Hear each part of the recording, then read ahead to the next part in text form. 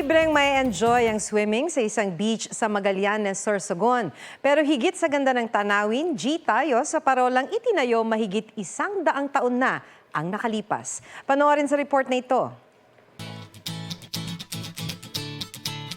Paraisong maituturing, pero ang ganda nito, puno ng alaala ng nakaraan.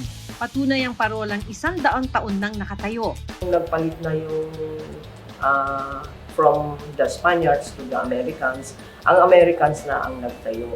So, itong lighthouse na to, dinevelop na lang namin yung ibang lugar doon. Ito ngayon ang atraksyon sa Magallanes, Sorsogon. At maging ang baybayin, tinatawag na ring Parola Beach.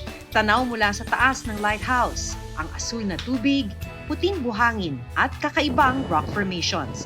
Dahil ang mismong lokal na pamahalaan ang nangangalaga sa lugar, libre at walang entrance fee ang pamamasyal rito.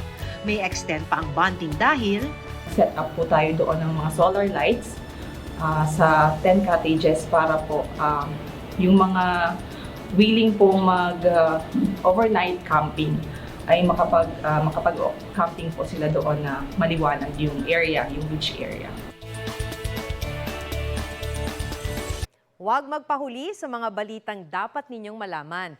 Mag-subscribe sa GMA Integrated News sa YouTube.